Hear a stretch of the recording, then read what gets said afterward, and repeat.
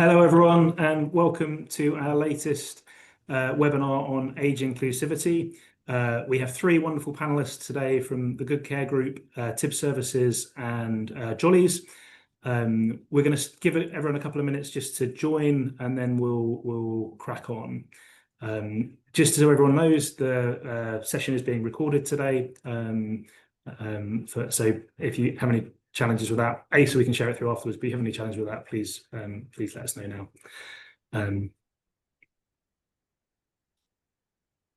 Now we're going to start by talking through some of the background to age inclusivity, why it's important, and why it matters to all of us. And then we're going to open up the panel conversation, bring in our wonderful panelists and talk about what it means for their organisation and what initiatives they're doing to lean into this demographic change that we're seeing. From a hygiene perspective, if you have any questions, please ask them in the chat as we go along. If there's a suitable break or it jumps into the conversation, we'll jump into it then. Otherwise, we'll save space at the end to go through and answer any questions. If we do run out of time, we can follow up afterwards over email with people. But thank you very much, everyone. And with that, let's get started.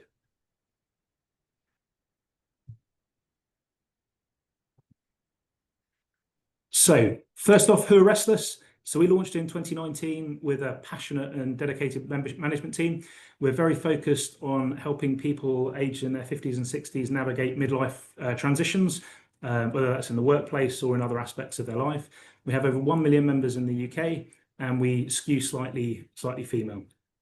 From an employer perspective, we help organisations attract, retrain and retain age-inclusive talent and help across a number of strands of the HR mix. Now, I'm a very data-driven person, so I will start with talking through some numbers that I always love to share, that if you haven't heard them before, can be quite eye-opening, actually. So the first one is that 71% of the UK's employment growth over the last 30 years has come from workers aged over 50. So this is the section of the workplace that has really been the dynamo of UK employment growth over quite a substantial amount of time. That means that today, 1/3 of the UK workforce is now over 50. One of the questions I always like to throw out to HR teams, people management, senior leaders, is whether they're spending 1/3 of their time thinking about how they engage and deliver on proposition and the employee proposition for this section of the workforce, which frankly, at 1/3 of the UK workforce is an enormous part of it. It's no longer a niche, it's an everyday necessity.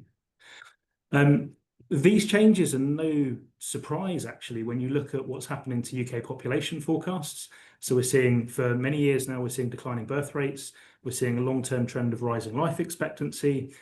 This means the UK population is aging. It means our customer bases are aging. The rise of the silver consumer, as some are talking about it. And this obviously means that the UK workforce is aging. And the trend is so extreme, the longevity economy should be a top strategic priority for all businesses right now.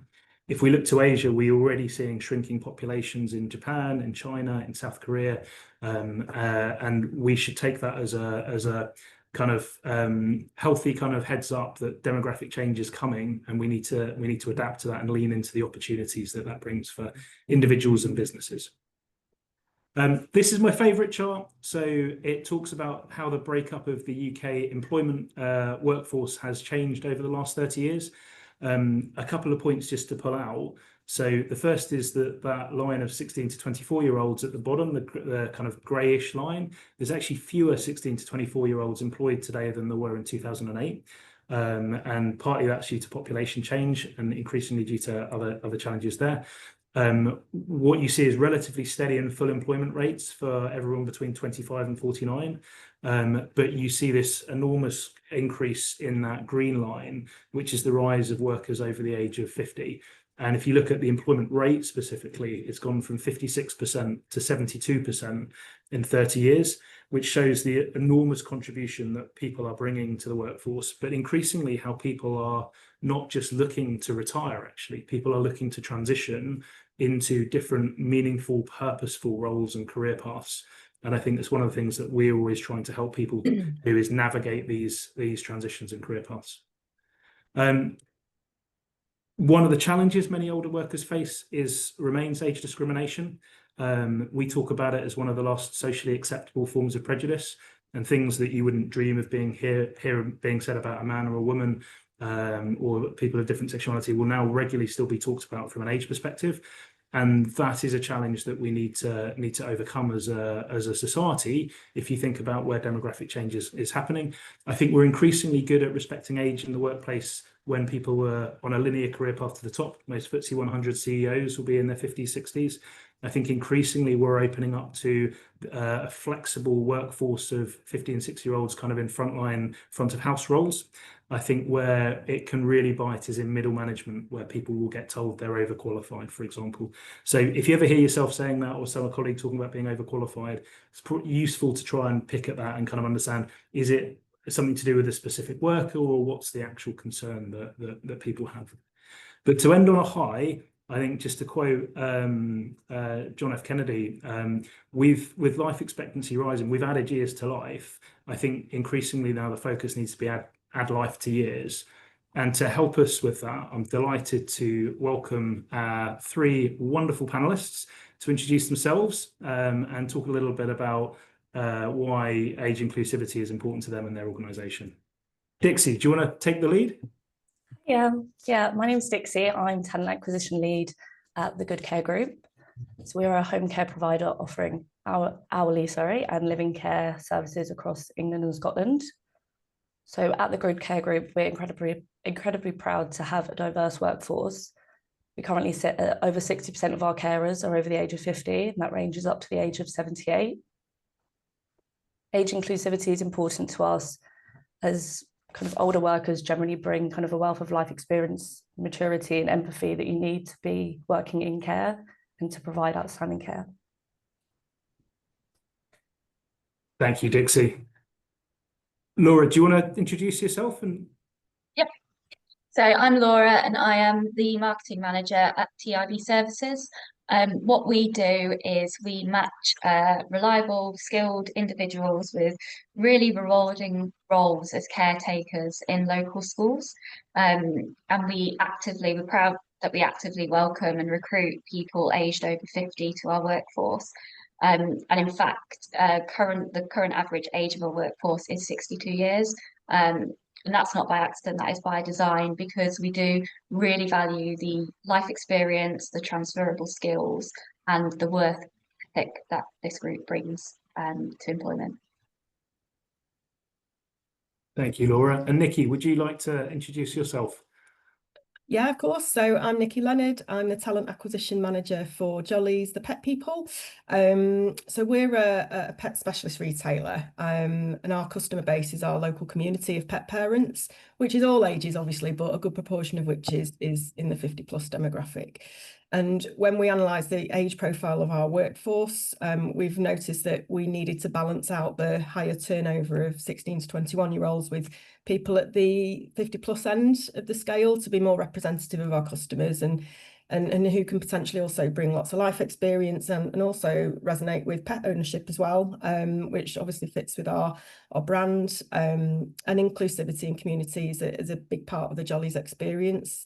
And we support a lot of charities and things locally. So it's important for us to have really good representation across the age ranges, as well as the benefits of having a multi-generational workforce. And that's why working with Restless, for example, makes a lot of good sense to us. Thank you, Nikki, and thank you all. So, really appreciate you taking the time to be here with us today. I think one of the things that we come across time and time again with our membership is when you ask them what they're looking for, the two key drivers are flexibility and purpose and mission, and both of those things are very unique to every individual. Also, they're very different depending on industries. Like the NHS can offer a different form of flexibility to retail, to hospitality, for example. But as broad themes, they often score time and time again above monetary reward, above other elements of an employee value proposition. It would be great, like, would you, if you can talk people through what does flexibility and purpose mean for you, for you and your role profiles when you're thinking about talking and attracting this audience? I think for us, those two themes are really, really key. We get, as you say, flexibility does mean different things to different people. We've got a caretaker, Ted, who has to care for grandchildren during the week. We've got Jan, who's also a self-employed gardener, but she just wanted to add something new into the mix as well. And so, you know, when we get new candidates on board, we ask them what their preferences are, whether that's part-time, there's certain days or hours that they can't do. And so we try and match them with the right roles that fit their working preferences. So one of the key themes throughout all our marketing is we're really giving you the opportunity to own your work-life balance. And I think that's really quite a powerful shift for a lot of these people where in their previous careers, they will not have had that kind of flexibility. So that's really key for us. And purpose as well is also really key. We recently ran a survey of our network to find out what their main motivators for working are. And it was multi-choice, but you know, the things that were coming out top was about staying mentally active, physically active, using their skills in a meaningful way. The least picked option out of all of them was financial reasons, just by 33% compared to like 90% picking to stay mentally active. And so again, in all our messaging, we're really focusing on how their life experience and transferable skills can be used in the education sector to really have a meaningful, positive impact on staff and students at schools.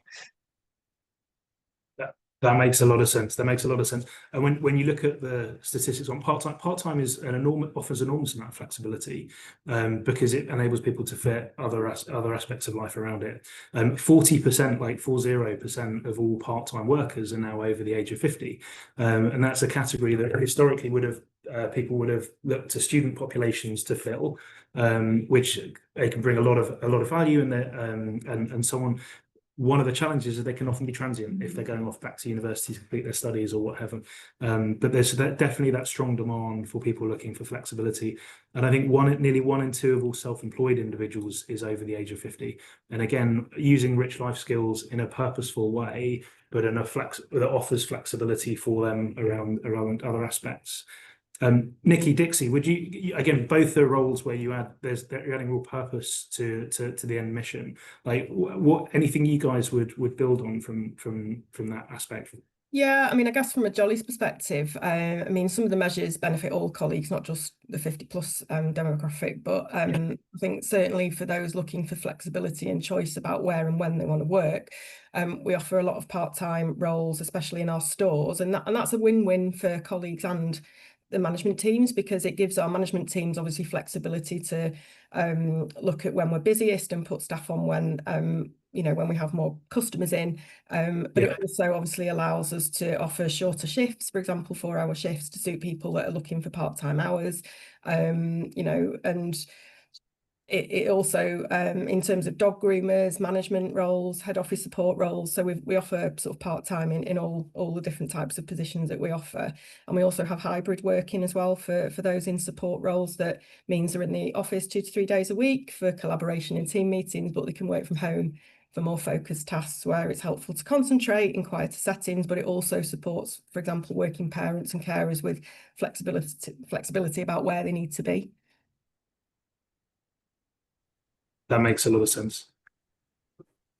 Yeah, similarly to Nikki, all of our kind of central office roles, they are hybrid, and we do have kind of certain benefits that are aimed at kind of older workers. For example, we've got like grandparents leave as well. And then kind of live-in and hourly roles, they are very flexible. When they come on board, you're able to choose kind of what rota pattern that you want to do. It might be 2 weeks on, 2 weeks off, might be 4 weeks on. So it just means that you kind of, it's flexible in the sense of you can choose when you work, but it's structured in the sense you know when you've got time off. So you can structure your life around that and other commitments. And that ability to plan for people is really, really powerful. I think retail's been very good at having that part-time role structure front of house. As you're saying, Nick, it gives the ability to scale up and down for peaks and troughs really, really easily. I think one of the transitions we've seen in the last, since COVID actually, is hospitality's leaned a lot more heavily into part-time shifts. For what used to have been really long stints has now broken up into more part-time, and it gives them much more flexibility in supply and demand for peak times. It's always much easier to ask 100 part-time workers to work an extra hour than 50 part-time workers to 50 full-time workers to work an extra 2 hours. I think we're talking to people increasingly in call centres, which are often still haven't gone through that transition to more flexible part-time work, around whether it's potentially changing or opening up, introducing new types of role structures can be quite useful for offering that type of flexibility and so on. And if I think about attracting this type of candidate, like how are you guys thinking about that? Have you made any changes to how you look to acquire candidates? Has that had any success in terms of kind of balancing candidate mix and so on? Interested in how you guys are approaching that kind of recruitment part of the model. Yeah, so from a talent attraction piece, we've got a page on our careers website that's dedicated to community networks and partnerships that we're working with, obviously one of which being Restless. So we have the Age Inclusive Employer badge on there, and we've added a line in our adverts where, stating that we are an age inclusive employer and we welcome applications of all ages. We specifically don't ask for a date of birth on applications so that doesn't come into it when managers are screening, but we do have age stats from our DEI reporting from the ATS, which is confidential, so hiring managers don't see that, but we can then see the sort of age split of who we're actually attracting for our roles, which is really helpful. Our interview questions are strongly linked to our values as well, and the strength based to find out what people are passionate about, and hopefully trying to tap into people's passion for pets and enjoying helping customers and things like that. So tapping into people's need for purpose, and we want to make pet care affordable across the UK. So these things resonate with people looking for a company with values and a clear purpose. We've actually met with our marketing team as well to work on our imagery and photography to make sure we're showcasing a diverse age range of people in our marketing materials, because there's loads and loads of success stories of people that have progressed throughout the business, and we want to obviously get that represented in our collateral, in our marketing materials as well. And our benefits range, so we've got quite a lot of things that are beneficial. So our pension providers, L&G, do a care concierge service. So anyone sort of with caring responsibilities, that's a sort of helpline to find resources and things in their area. We've got LV Cancer Support. We're members of the Retail Trust, so they offer a lot of financial support and assisted living and will writing, as well as counselling and wellbeing and career development training and things like that. We have Wage Stream, again, financial support for savings and early access to wages. And we have family-friendly leave policies, 24/7 access to GPs. We've introduced this year a career pause 3 to 6 month break that people can take advantage of. So we've had people in their 40s and 50s that have gone off to take a break and then come back, obviously, to continue their role. And obviously we've got the discounts and nominations, but and discounted gym membership as well for keeping active. So there's quite a few. We've really looked at our benefits package and saw opportunities really to make sure that we're trying to appeal to as many people as possible, but also that we've got things in there for that 50+ demographic that would really resonate. Yeah, you've clearly put a lot of thought and energy into that as an audience, and I think that you touch upon a number of what we would call like best practice markers. Like it's fantastic. You talk about in the thinking about first principles like career site, what's the imagery we use. Often older candidates are excluded from imagery. On the job descriptions themselves, I think adding a line saying kind of all candidates of all ages are welcome is very powerful. Actually, we see that kind of organizations that kind of put up a beacon and say we genuinely welcome applicants of all ages, can see a real transition and mix where people are like, having been feeling shunned or overlooked as an older candidate through age bias, actually can be an enormous kind of confidence booster and drive applications. So without putting off applicants of other ages and younger age groups. Mhm. I really echo that point around the representation as well. It's something that we do very heavily in our marketing material. Like we make our caretakers the stars of the show, and you know these people are not slowing down. They're very active, and I think that's so important. And I think a lot of those points also are kind of see like feed into like marketing best practices as well. So, and I think the point around welcoming applicants, but also like proactively reaching out to those communities as well, because if people have faced age discrimination and it's not their confidence, they're probably feeling reluctant to apply. So Yes. so I think, you know, actually making sure that you're reaching them where they are. So and rejecting those outdated assumptions that these people are, you know, they just sit in an armchair with a newspaper. That's so wrong. These people are very active online. When you think about like Facebook, I think 76% of all over 56 who go online are on Facebook. So that's, you know, a really key platform that people could be tapping into to attract these people to your business. And it's something that shouldn't really just go on when you've got a job ad and you think, you know, I need to improve my DEI here. It's something that you should be doing continuously, and you know, becoming known as that age inclusive employer, um, and and also thinking about, you know, the points you made around finances not being necessarily the main driver for these people. When you do run a job ad, if your kind of benefits are mainly around the monetary side, it's not really going to land very well. So including that messaging around flexibility and purpose and impact is so important to tap into the other things that these people are looking for. Absolutely, absolutely. Like I think there's so often overlooked as a source of talent. I think when you think about it, 1/3 of the workforce, they keep coming back to that. It's not a niche, it's not a small part of the audience, and that 1/3 is only going to grow. If you think over the next 10, 20 years, it has to be a core part of all workforce planning. It's really great working with organizations as yourself. When you think about through the funnel of talent attraction, you then think about policies and procedures for engagement, for flexibility. We often just ask people to think about, start by thinking about the problem, starting to put more focus on it, and then naturally the right ideas and things come from it. If you think about a lot of the focus, rightly so, that's been put around parental leave over the last kind of however many decades. So flexible kind of maternity health, flexible leave for parental leave. We see parallels in that in terms of menopause support through from a health perspective. We see parallels from a care leave. Nikki, you were talking about care concierge. We know that often the care needs are similar in that if parents have had in their 80s or 90s have had a fall, they're often the primary carer and have to suddenly take leave at short notice. But then as soon as things are stable, they can get back to their roles. So we talked a little bit around talent traction. We talked a little bit around policies and procedures. When it comes to things like training and career progression, how are you thinking about that from an older workforce and a workforce more generally, I guess?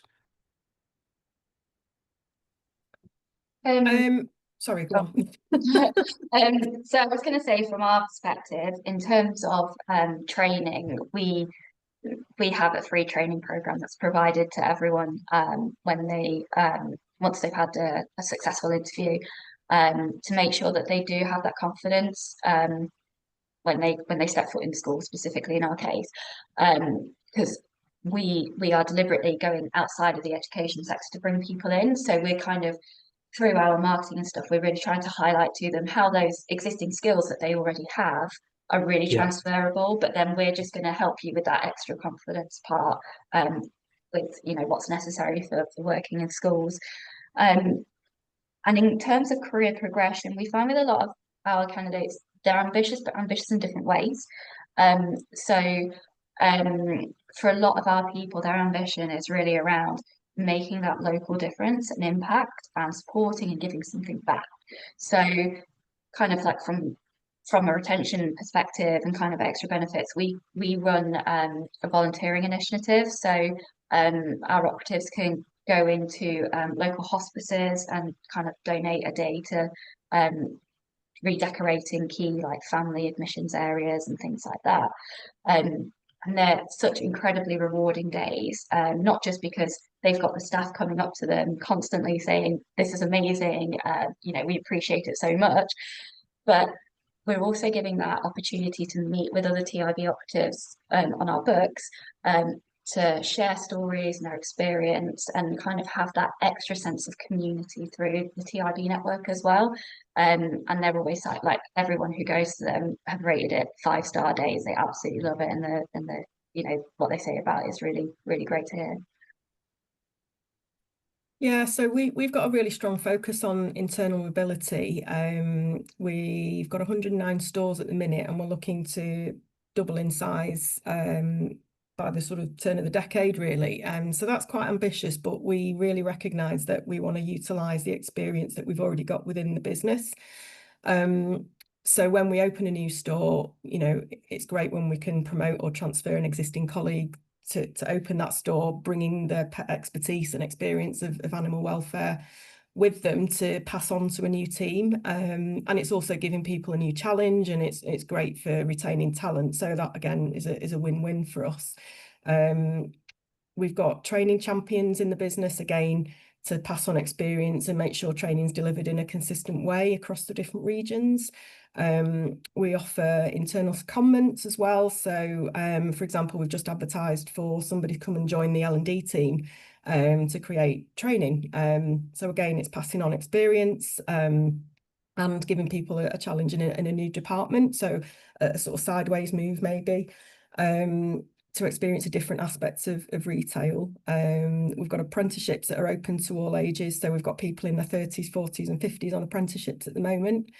We've actually got we've launched our learning experience platform earlier this year, and that's to support colleague development generally. And that's accessible to everybody at a time and a place that suits them. So there's lots of bite-sized modules on there and sort of quick sessions on that.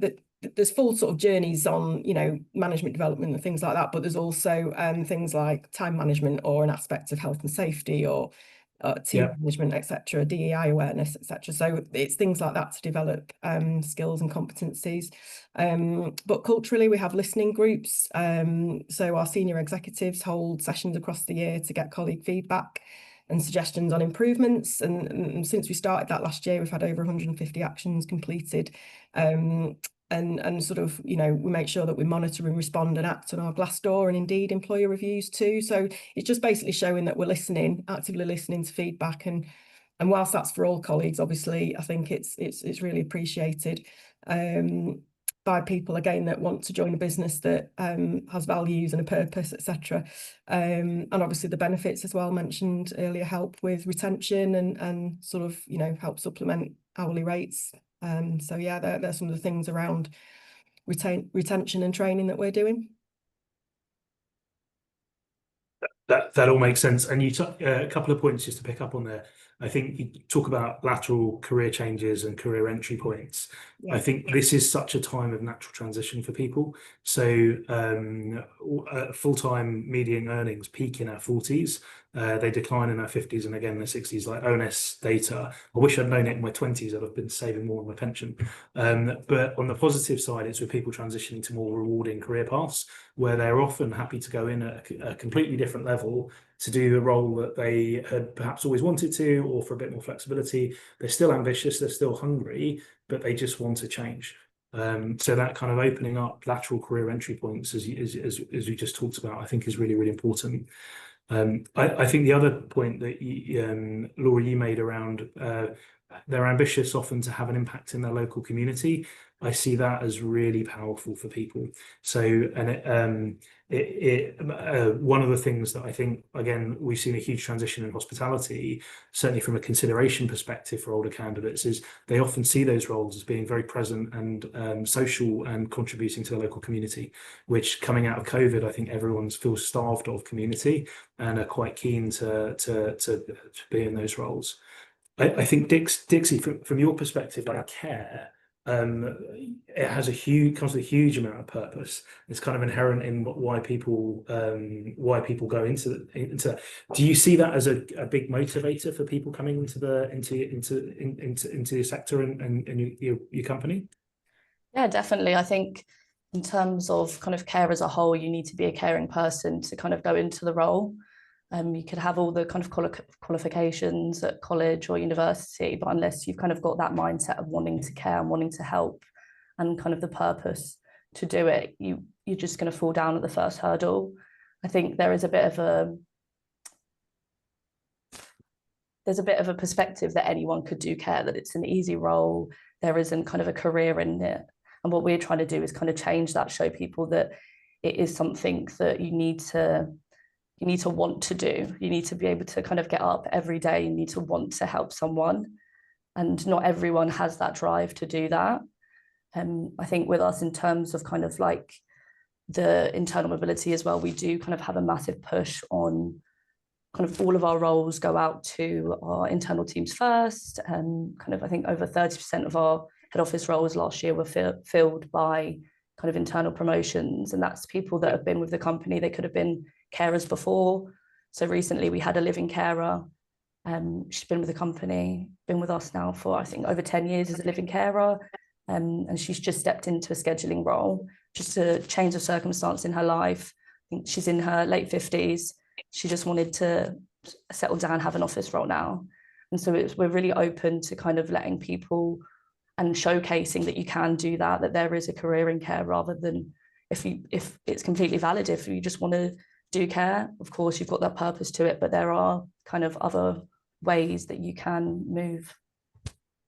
I think one of the things personally I think Good Care Group has done really, really well is you keep winning awards after awards because people are the service proposition. They're such a core part of it. But you've always done that by investing in people and investing in the team. And I think too often you'll see an opposite model of not investing in the people, and then churn is high, and then the service quality struggles and so on. So it's great to see the model working in a positive way, if that makes sense. Yeah, definitely. Yeah, I think we're always pushing as a company to do better.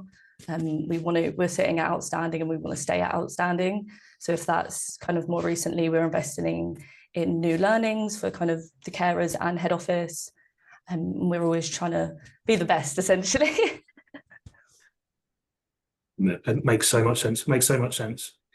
And if I change tack a little bit and think about kind of retention and knowledge transfer and so on, I think one of the reasons when I started the conversation talking about age discrimination, people being told they're overqualified, when people come across that statement, often what the hiring manager is concerned about is that people will be difficult to manage, or they'll get bored and leave. And of course, there will be some people like that, but there'll be a large number of people who aren't that. And it's around probing into that to understand it on an individual candidate basis, not on a section of society basis. I think we actually see the opposite of the getting bored and leaving. We see typically retention rates are higher for candidates in their 50s and 60s.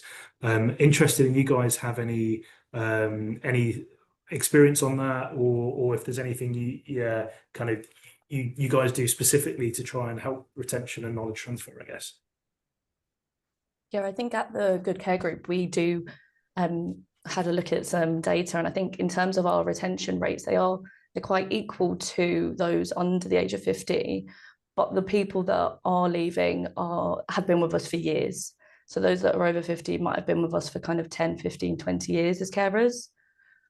So we're kind of keeping them when we've got them, and then we're always looking into kind of how it might be through wellbeing plans, it might be through training, through kind of internal promotions, and that we're always kind of looking at ways that we can, like having those one-to-ones, making sure we're understanding what the older person wants from work as well, and kind of how they can improve and what they want to do.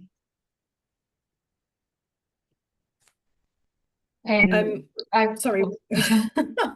I was just going to say I really like Dixie's point around like the one-to-ones and that kind of feedback loop as well, because that's something that we put in place here as well. Like we have constant feedback going on, not just from like the candidate and finding out, you know, how they're feeling and what we could be doing better, but also from the school perspective, and sharing that feedback with the candidate. And again, kind of tapping into that confidence point, so that they can see, you know, the value and the success that they're having in those schools, and you know, to kind of really boost their confidence. You know, the amount of when we did our survey, the amount of candidates that said how appreciated they feel in their role, and how rewarding that was. You know, it was really quite striking. So yeah, I think feedback's really key. Yeah, and just looking at our leaver data, our highest number of leavers, the turnover was definitely higher in the sort of late teens and 20s, and biggest retention was around sort of 40s, 50s, 60s. So yeah, I mean, that just looking at numbers on the page, it's really quite clear that, you know, there's a bit of stability there at the higher end of the scale.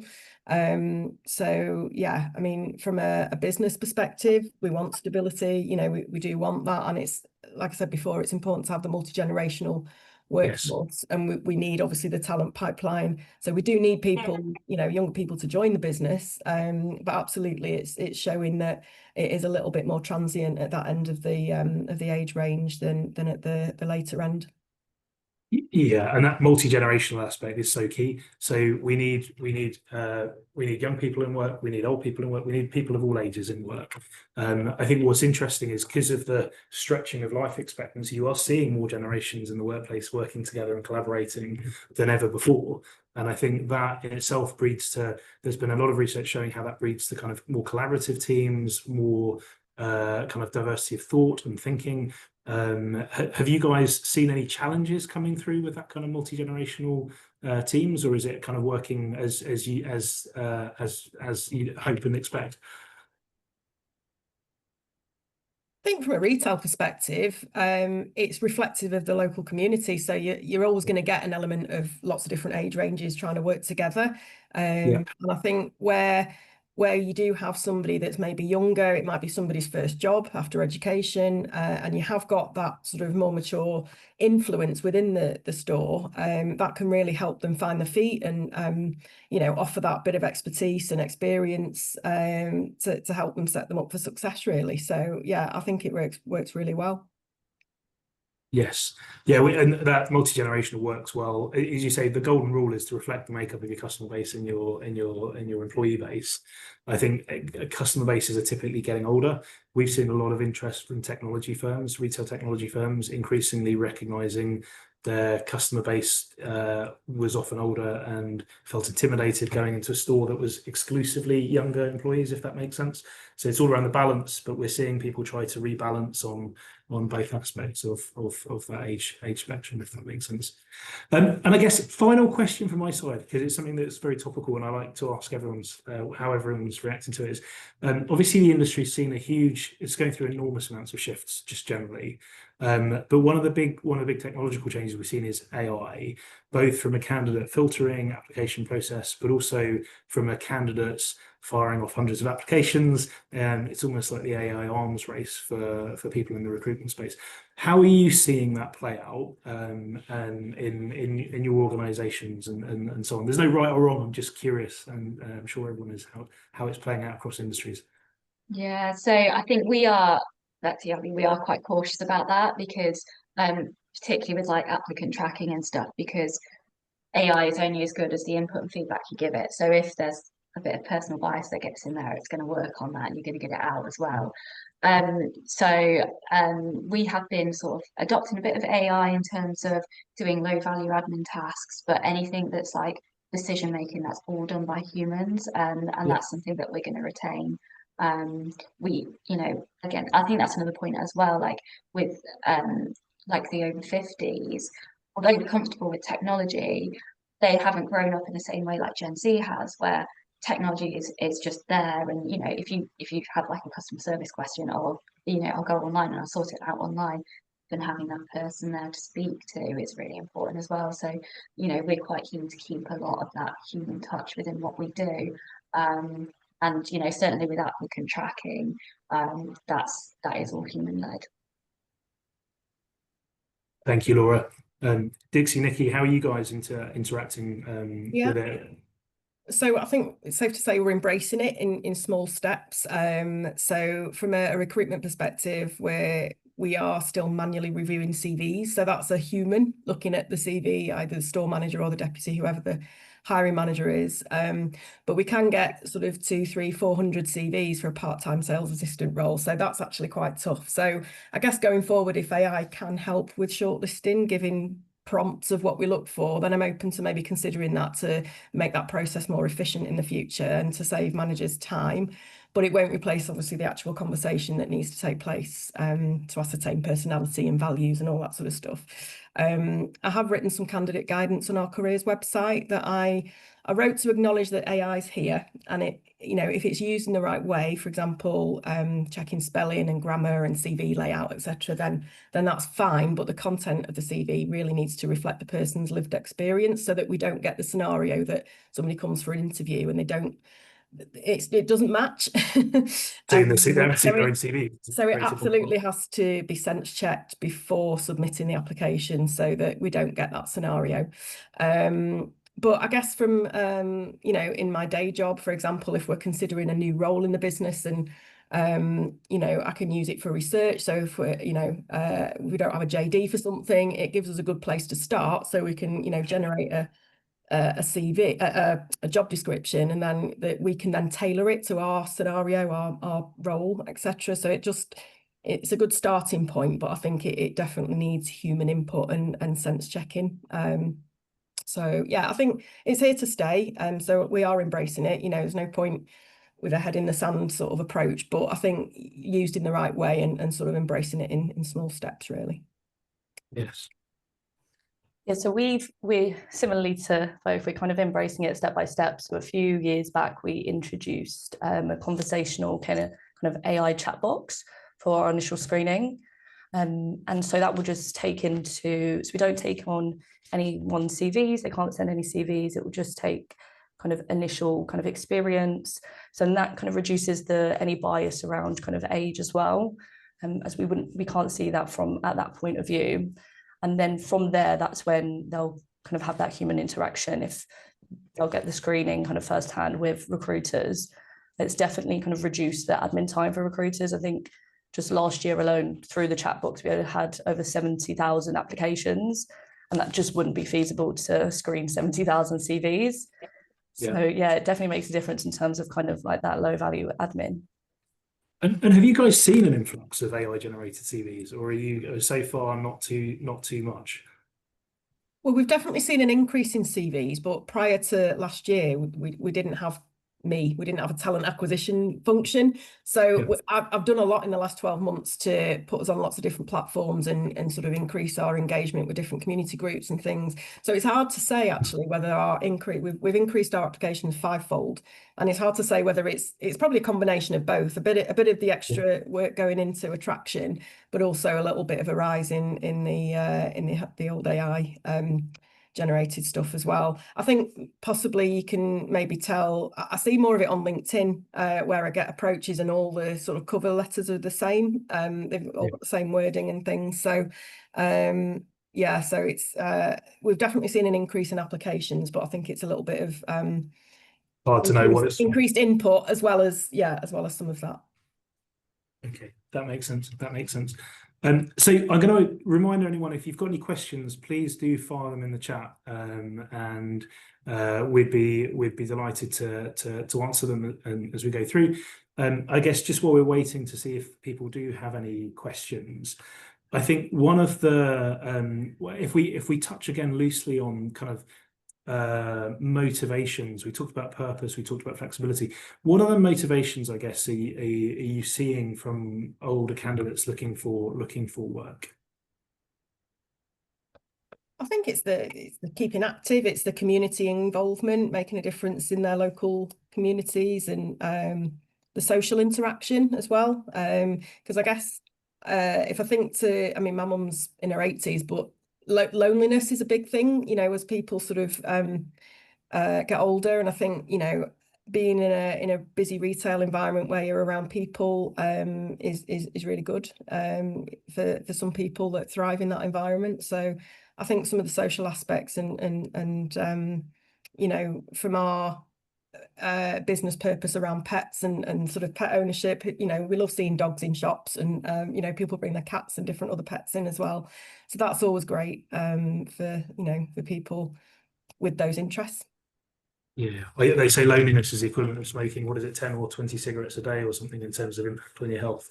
So definitely see that as a key driver and benefit. And I'd just reiterate as well, like our survey results, because in terms of like main motivators, because we surveyed the over 50s. We were asking them motivations to either stay in work, or for many of these people, actually, I think nearly half of them had retired previously and they've come back into the workforce since then. So 90% said staying active mentally, 88% said physically active, and then the next top one was 73% at using their skills in a meaningful way. So it is all those kind of fulfillment aspects. Yeah, it's so funny that we see a lot of people spend a lot of time looking forward to that point of retirement, and then when they finally step over that full threshold into full-time retirement, it can be quite lonely and daunting. And without the lack of structure that as humans we really benefit from, I think we do see a number of people kind of go, okay, right, what's my next phase, if that makes sense, and looking forward to rebuilding into something new. So yeah, unretirement is not uncommon, actually. Certainly amongst our candidates. Yeah, one of ours, who I mentioned earlier, Ted, he was forced to retire during lockdown because he was a multi-trader and he just couldn't go into people's homes anymore. But then, you know, a couple of months of that, and he said he just got bored and he had to find something else. So yeah, it's definitely not all it's cracked up to be. No, definitely. Cool. Thank you. Thank you all very much for coming on, sharing your insights with the audience today. It doesn't look like we've got any questions today. So if there are any questions afterwards, please ping them through and we'll be happy to follow up offline. But thank you all very much for listening, and have wonderful rest of days and rest of weeks. Thank you.